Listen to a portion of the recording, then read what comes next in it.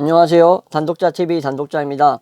어느덧 벌써 해겔의 역사 철학 강의가 이제 4부, 지금 4부 촬영을 할 건데, 4부로서 이제 마무리가 될 것 같고, 4부에서는 지금까지 1부, 2부, 3부에서 다뤘던 내용들, 뿐만 아니라 이제 4부에서 또 새롭게 다루는 내용까지 해서, 엄청나게 양이 이제 방대해질 거라고 생각을 하시겠지만, 이렇게 제가 말씀을 드리면, 그렇지 않습니다. 4부 같은 경우에는 좀 정리하는 식으로, 지금까지 얘기했던 그 해겔의 역사 철학 강의에 나왔던 뭐 국가라던가 자유 이러한 이념들, 정신에 대한 것들, 뭐 이러한 것들에 대해서 그냥 총 정리하는 식으로 진행을 하도록 하겠습니다. 자, 먼저 이제 해겔에게 있어서 국가라는 게 상당히 중요했었죠. 국가라는 것이 이제 가장 높은 수준의 이제 윤리라던가, 그리고 또 이제 도덕, 이런 것들이 이제 현실적으로 모습을 나타낸 곳이 바로 국가다. 국가를 바탕으로 해서 여기서 가장 높은 수준의 윤리와 도덕이 나타날 수 있다라는 이러한 입장을 해겔이 폈던 것으로 제가 말씀을 드렸죠. 그리고 개인의 자유나 권리, 누구나 자유나 권리를 가질 자유가 있죠. 한마디로 이러한 개인의 자유와 권리를 평등하게, 뭐 차별적으로가 아니라 평등하게 보장하고, 그리고 사회를 통합시킨다. 이 통합과 조화라는 목적, 이 목적이 또 국가가 수행하는 중요한 목적 중에 또 하나라고 할 수 있겠죠. 그죠? 그래서 이제 가족하고 시민사회가 국가의 이제 이전 단계라고 할 수 있었는데, 그 가족과 시민사회의 그 차이를 통합하는 그러한 일종의 역할을 수행하는 게 바로 국가다.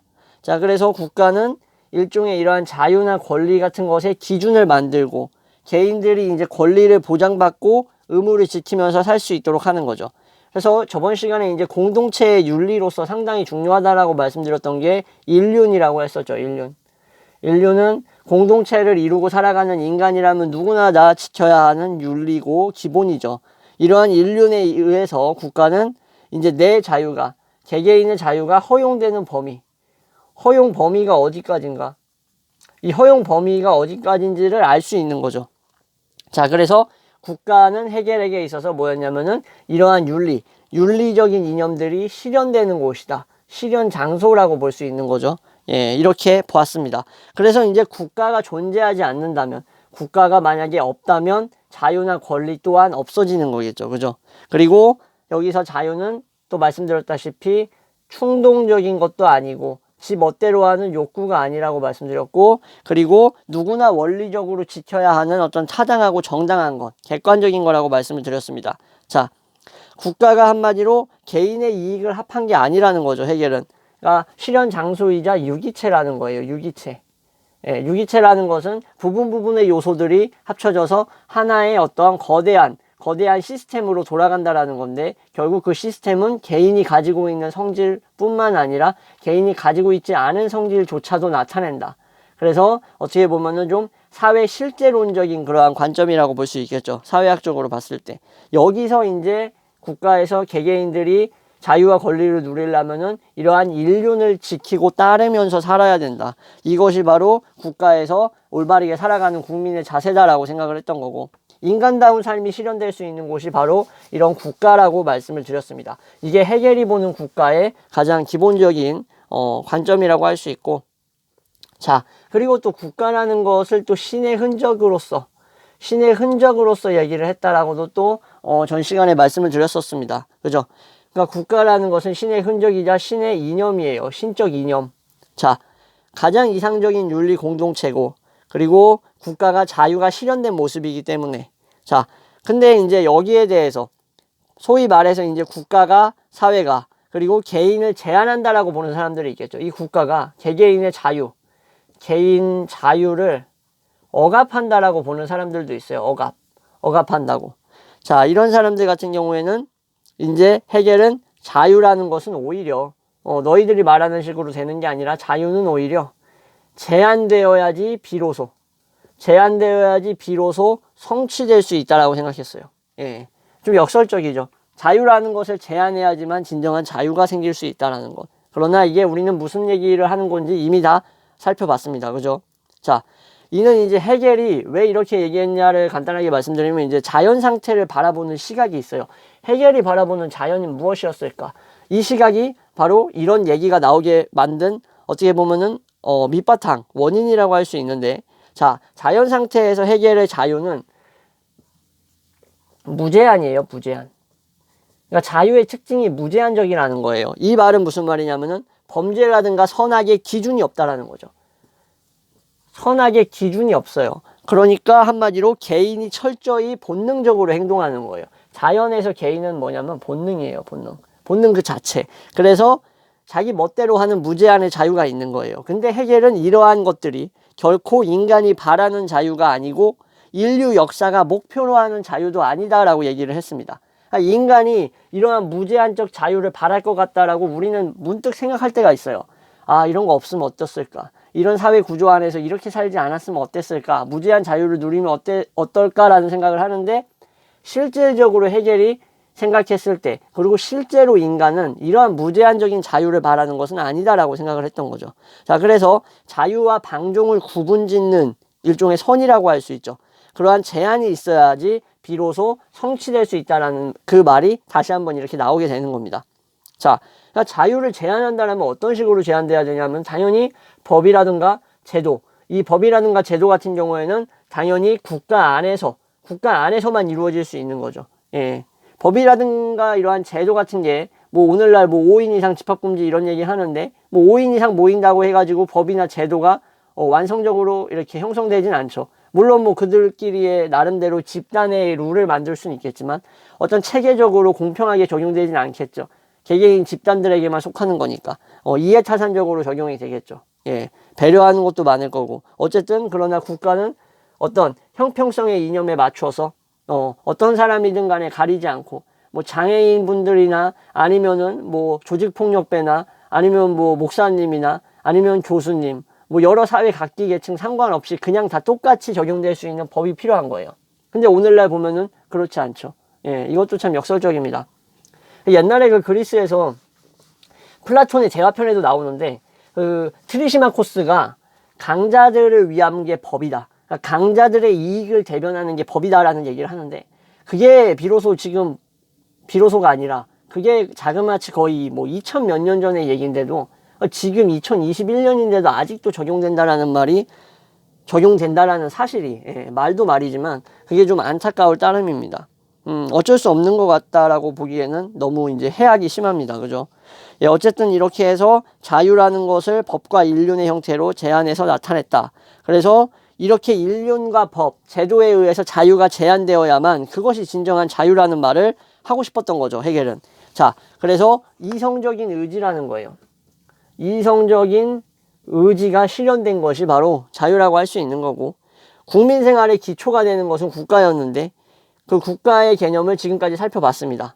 그리고 이러한 국가에서 일어나는 여러 가지 활동들 중에 예술이라는 것도 있고 뭐 학문 여러 가지 등이 있죠. 예, 이러한 부분들의 활동 중에서 해겔은 오히려 이러한 것보다도 종교가 가장 위대하다라고 생각을 했어요. 해겔이 뭐 신자 출신이라서 그렇다라고 볼 수도 있겠지만 이런 예술과 학문보다 국가에서 일어나는 활동 중에서 종교를 우선시한 이유가 있습니다. 자, 그 이유를 말씀드릴게요. 종교라는 것이 해겔이 말했던 그 절대정신 있죠.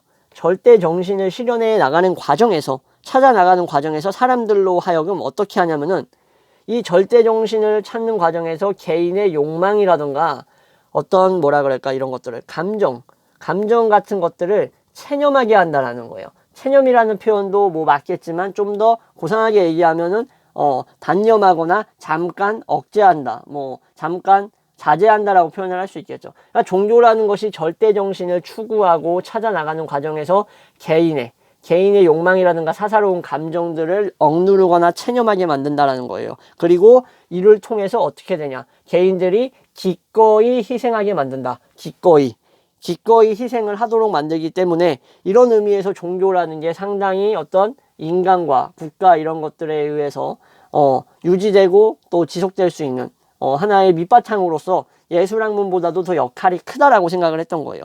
해겔은 종교에 대해서 뭐라고 얘기를 했냐면은 신을 어떻게 생각해야 하는가가 가장 중요하다라는 거예요. 이 말이 무슨 말이냐면은 신이 있고 없고는 말할 필요가 없어요, 해겔한테서. 왜냐면은 해겔은 신은 무조건 있어요. 그러니까 중요한 게 뭐냐면은 신을 우리가 어떻게 바라보아야 하는가, 어떻게 생각해야 하는가? 이 문제가 종교에 있어서 가장 핵심이라고 해겔은 생각을 했습니다. 자, 이러한 방법에 대해서, 이렇게 생각하는 방법에 대해서 두 가지를 얘기합니다. 두 가지. 자, 첫 번째는 뭐냐? 신은 우주 지배자예요. 우주의 지배자이고 인간의 현실, 인간 현실로부터 멀리 떨어져 있는 사람입니다. 멀리 떨어져 있는 추상적인 존재예요. 추상적 절대자. 오로지 감각이 아니라 이성을 통해서만 우리가 어느 정도 직관이라고 표현해도 될까? 어쨌든 이성을 통해서만 이렇게 직관할 수 있는 그러한 존재고, 자, 다른 하나는 뭐냐면은 신을 인격화했어요. 인격화. 아까 제가 방금 이렇게 뭐 우리와 현실과 동떨어진 사람이라고 얘기했는데 수정하겠습니다. 여기 첫 번째 기준 같은 경우에는 우주의 지배자이자 인간 현실로부터 동떨어진 추상적 절대자예요. 인간 현실로부터 동떨어진 추상적 절대자에는 뭐를 전제로 하냐면은 시공간성을 배제하는 것을 전제로 합니다. 자, 이러한 것들은 제가 나중에 또 설명을 드릴게요. 뭐 해겔의 입장에서 얘기할 것보다도 오히려 이런 시공간성에서 벗어나 있는 이 신에 대한 것들은 이것에 대한 이제 철저한 비판이 들어왔던 에피쿠로스 학파를 얘기하면서 말씀드리는 게 훨씬 더 와닿기가 편할 것 같기 때문에, 더 전달이 잘 될 것 같기 때문에, 어쨌든 간에 첫 번째는 이렇게 봤고, 두 번째가 제가 방금 아까 말실수를 했는데, 예, 인간화된 신이에요. 인격화된 신. 그래서 나타난다라는 거예요. 신이 인격화된 거. 한마디로 예수 그리스도의 몸으로 신이 나타났다. 뭐 이런 식으로 생각할 수 있겠죠. 예, 그래서 이렇게 보는 입장은 뭐냐면은 신 안에서 모든 사람이 이 신이라는 이 존재 안에서 모든 사람이 공평한 대우를 받는다는 거예요. 공평한 대우. 해겔의 입장입니다. 자, 그런데 신은 이제 이렇게 해서 두 가지 모습을 통해서 우리가 공통적으로 살펴볼 수 있는 게 뭐냐면은 결국 신을 얘기하기 위해서는 통일이나 화해의 모습을 배제할 수가 없다라는 거예요. 신을 생각할 때. 자, 해겔이 신에 대해서 갖는 이러한 생각을 왜 중시했을까 생각해보면, 자, 이것이 바로 민족의 기반을 이룬다고 생각을 했어요. 다시 말씀드릴게요. 신을 어떻게 생각해야 되는가에 이러한 문제를 놓고 수많은 민족들이 존재하는데 이 민족들이 서로 갈라진다라는 거예요. 갈라짐, 한마디로. 예, 의견 차이가 발생하면, 이 일종의 논제에 대해서 의견 차이가 발생하면 민족이 분할된다라는 거예요. 자, 그래서 이러한 점으로 인해서 해겔은 종교라는 것이 결국 국가의 뿌리라고 얘기를 했습니다. 예, 종교는 결국 국가를 이루게 하는 뿌리다. 왜냐? 종교에 대한 생각, 신에 대한 생각이 민족을 가르고, 민족을 가르면 민족이 갈라지면 어떻게 되겠어요? 그 민족의 그러한 성향에 맞는 국가를 형성하죠. 그러면 그러한 경우에는 이제 종교가 결국 국가의 뿌리로 될 수 있는 거잖아요. 그죠? 한마디로. 결국 다 연쇄작용인 거죠. 자, 근데 이러한 경우가 왜 발생하냐면은, 자, 군주와 법에 대한 두려움이 있다라는 거예요, 인간은. 뭐 그 당시 사람들은 그랬겠죠. 오늘날에는 뭐 군주라고 할 수 있는 사람이 없으니까. 근데 이제 군주와 법에 대한 두려움, 이러한 복종심이 있겠죠. 복종심. 이러한 복종심 같은 것들이 뭐냐면은 신에 대한 두려움이라는 거예요. 자, 군주와 법에 대한 두려움, 그래서 여기에 복종하고자 하는 마음은 결국 신에 대한 두려움과 유사하다, 결부된다라는 생각이 있었기 때문입니다. 자, 이 말은 다시 어떻게 해석을 할 수 있냐면은 신앙심이 좋은 사람이면 어떻게 하겠어요? 당연히 복종심이 결부되는 거기 때문에 국가에도 복종을 한다라는 거예요. 신앙심에 복종하는 사람은. 자, 근데 이러한 케이스는 오늘날에 있어서 상당히 변수도 많고 맞지 않는 거로 파악이 된다라고 할 수 있습니다. 오늘날에 우리 또 그런 거 있잖아요. 3.1절에 이제 집회 나가는 분들, 이제 또 좀 있으면 3.1절인데 3.1절에 이제 우리 책 읽기 집회 뭐 그런 거 하시는 분들 있잖아요. 그런 분들은 뭐 이제 뭐 기독 무슨 총연합에 소속돼가지고 그 정광훈 목사의 그 신도들로 알고 있어요. 물론 뭐 알바생들도 있겠지만 어쨌든 그러한 이제 정광훈 목사의 신도들이 이제 신앙심은 깊을 수 있겠죠. 아, 예수 그리스도, 오로지 예수 그리스도 할 수 있겠지만 그렇다고 국가에 복종하냐? 말이 안 되죠. 복종 안 하고 있잖아요. 집회하지 말라는데 집회하고, 뭐 방역 수칙 뭐 그런 거 필요 없고, 일단 당장 문재인 퇴진, 당장 문재인 내려와, 다른 거 관심 없어. 뭐 코로나가 팽배하든 말든 그런 거 다 뭐 엿먹고 그냥 문재인 내려와. 오로지 이 생각밖에 없어. 그죠? 그러면 신앙심과 신앙심에 대한 복종이 국가의 복종으로 이어지는 게 아니잖아요. 그죠? 제가 방금 말씀드렸던 예시가 정확하지 않습니까? 이렇게 봤을 때 이렇다라고 볼 수가 없어요. 이 당시에 헤겔이 얘기했던 얘기가 오늘날까지 적용된다라고 보기도 어렵고 그 당시에도 솔직히 약간 좀 적용하기 어려운 거죠. 어쨌든 간에 이렇게 생각을 했다라는 거예요, 헤겔이. 그리고 국가가 종교의 근거를 둔다라는 이러한 생각이 있죠. 이러한 것들은 국가의 원리를 통해서 또 알 수 있다라고 얘기를 합니다. 국가의 원리를 통해 뭘 알 수 있는가 했을 때 이제 국가의 원리를 살펴보면 국가는 그 자체로서 올바르다라는 거예요. 이것도 문제가 있어요. 국가가 그 자체로 올바르다라는 것도, 그죠? 그리고 정당한 것이다라는 거예요. 정당한 것. 자, 그러면 이런 의미에서 종교적인 신의 본성이 있죠. 신의 본성과 국가의 원리가 또 유사하다라는 결론을 이끌어냅니다. 국가 원리. 자, 국가는 올바르고 정당한 거야. 신의 본성도 당연히 올바르고 정당한 거야. 완전함을 전제로 하니까. 라고 해서 또 이런 결론을 이끌어냅니다. 그리고 이러한 것을 통해서 또 유사성을 지니면서 결국 종교가 어떤 특징을 갖는가. 결국 종교가 가지는 이러한 특징들이 국가라던가 한마디로 헌법의 특징과 유사하다라는 거예요. 특징과. 일치한다라고까지는 말하고 싶지가 않습니다. 솔직히. 너무 어거지 주장인 것 같아서. 어쨌든 이러한 특징이라고 볼 수 있다라는 거죠. 그리고 헤겔은 국가는 종교에 기원한다. 국가가 종교에 기원한다. 예, 이런 생각들 오늘날에 참 무서운 생각들이에요. 예, 정말 위험한 생각들인데 헤겔은 이렇게 생각을 했습니다. 어떤 철저한 비판이 이루어지지 않으면 상당한 오해와 부작용을 낳을 수 있는 생각들이에요. 그러나 이러한 점에 대한 비판으로 볼 수 있는 시각이 있어요. 이러한 것에 대한 비판. 제가 방금 말씀드렸던 것도 있고, 자, 아까 말씀드렸던 뭐 동일시할 수 없다라는 부분. 근데 정강훈 목사 얘기하면서 말씀드렸죠. 물론 뭐 어떤 독실하게 어떤 이러한 순수한 마음으로 그 종교 그 자체에 몰두하는 분들도 많겠죠. 그러나 오늘날의 이제 종교 지도자가 보여주는 모습들에서는 상당한 어떤 뭐라 그래야 될까 객관성이라는 것을 찾아볼 수가 없습니다. 그죠? 자, 그래서 신의 본성이 그 자체로서 올바르고 정당한 것을 뜻한다고 해서 이게 뭐 그런 걸 뜻한다고 해요. 그런 게 뭐 퍼펙트니스 같은 거를 뜻한다고 해서 이렇다고 해서 종교가 또한 그런가? 신의 본성이 퍼펙트하다고 해서 종교 또한 퍼펙트한가라고 볼 수가 없다라는 거예요. 예. 왜냐하면은 신의 본성은 그렇다고 치지만 이게 종교로서 내려오게 되면 수많은 형태의 변질을 겪죠. 그죠? 그래서 뭐 서로가 이단이다 어쩌다 하고 싸우는데 저는 뭐 그리스도교도도 아니에요. 분명히 말씀드리지만 그렇다고 해서 뭐 이렇게 뭐 무교의 입장을 무조건적으로 뭐 지지하는 입장도 아닙니다. 뭐 이슬람도 아니고 힌두도 아니에요. 예. 뭐 조로아스터교도 아닙니다. 어쨌든 간에 이러한 뭐 퍼펙트니스라는 것이 결국에는 종교까지 이어지지가 않는다라는 거예요. 왜냐면은 이 종교라는 것은 수많은 인간의 집합이에요. 집합. 결론적으로 봤을 때.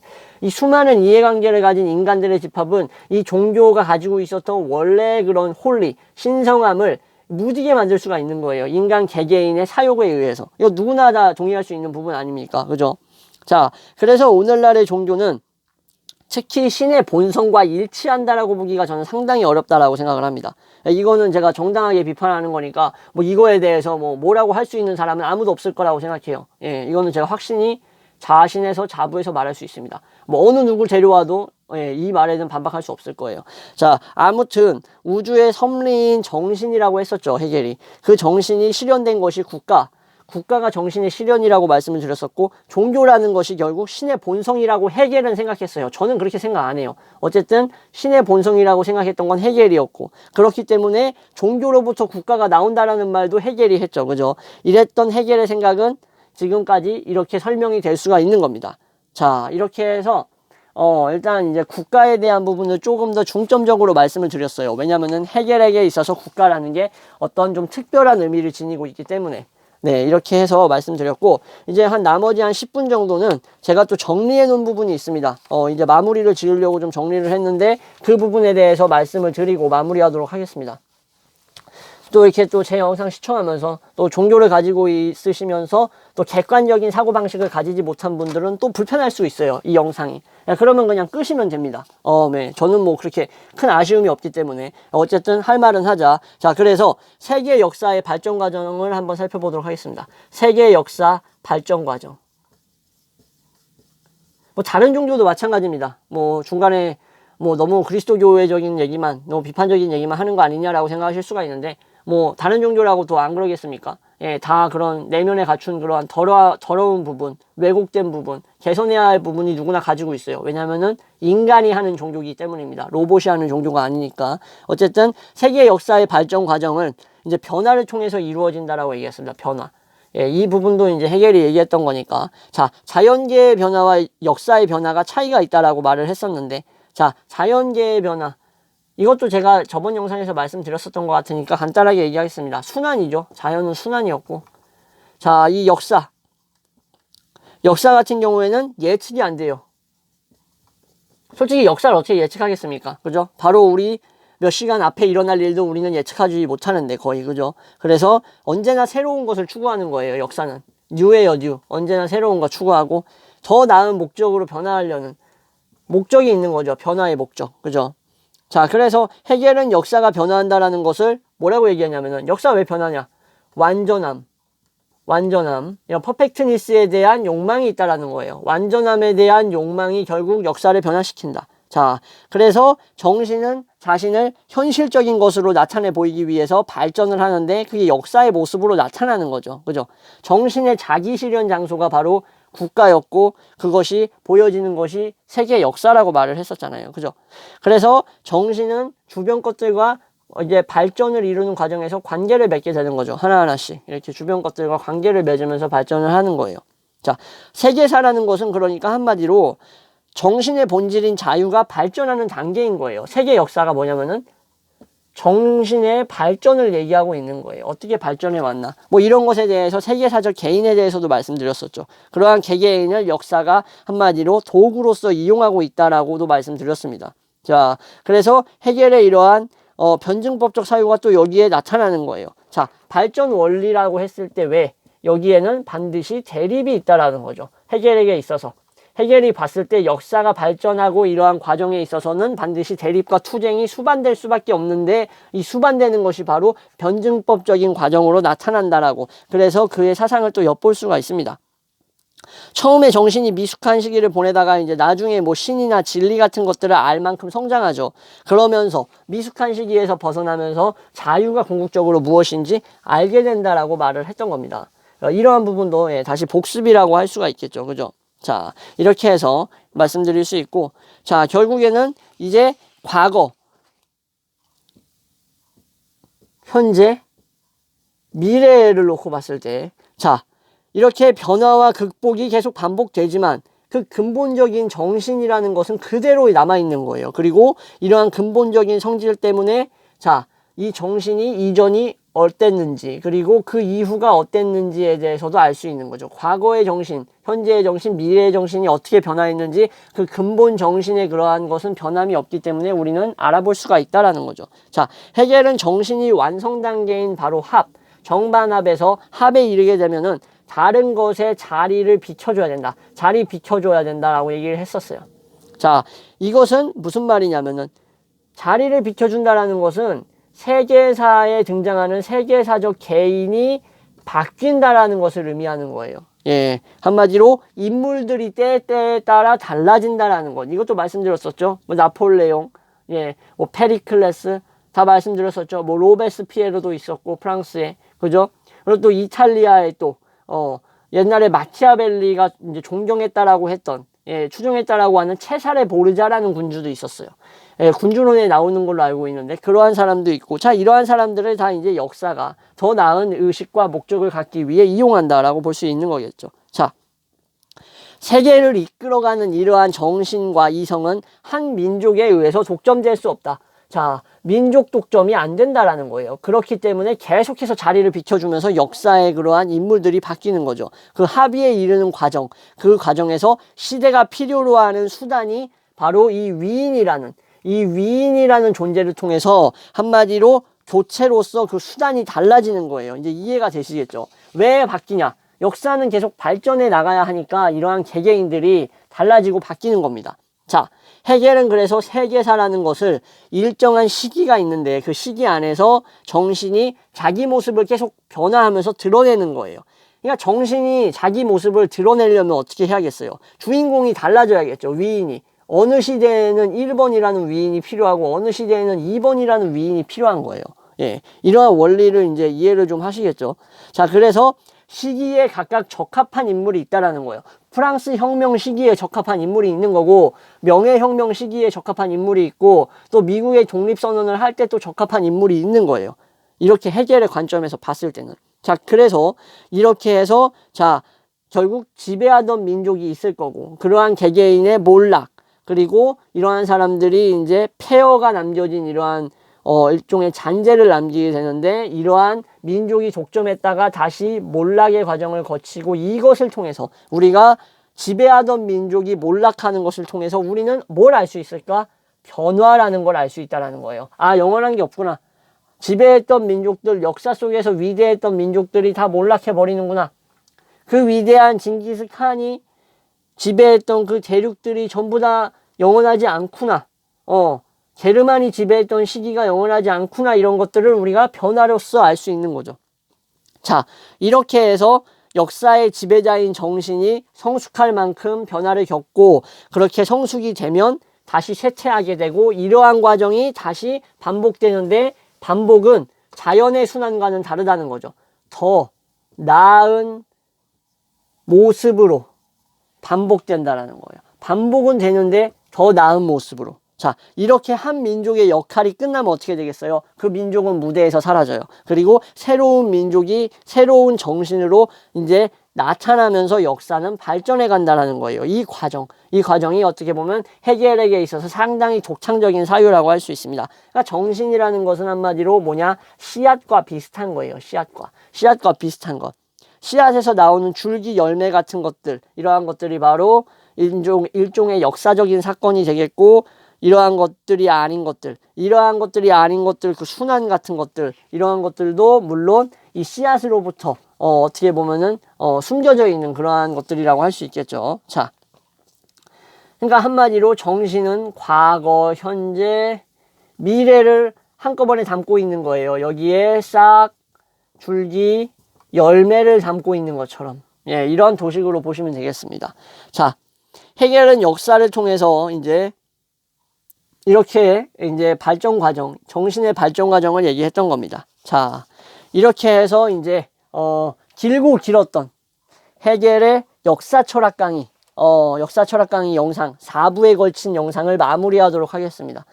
정말 여러분들이 1부부터 4부까지 보시느라고 정말 고생 많이 하셨을 거예요. 어느 분들 같은 경우에는 진짜 못 보겠다. 야, 진짜 이거 나는 뭐라고 하는지 한마디도 못 알아먹겠다라고 생각해서 중간에 끄신 분들도 있을 거예요. 그러나 이것을 만약에 끝까지 보시거나 아니면 반복해서 보신 분들은 분명하게 알아가셨을 거라고 생각을 합니다. 이런 식으로 역사를 바라볼 수 있겠구나. 자유라는 이념과 어떤 공동체성에 대해서 어떤 이러한 전체성에 대한 것을 이렇게 해석할 수 있겠구나. 개별성이 아니라 이게 바로 해겔의 철학이구나라고 조금이라도 여러분들이 이해가 되셨다면 제 영상은 아마 성공한 것이라고 생각을 합니다. 자, 이렇게 해서 마무리하겠고요. 네, 시청해 주셔서 정말 감사합니다.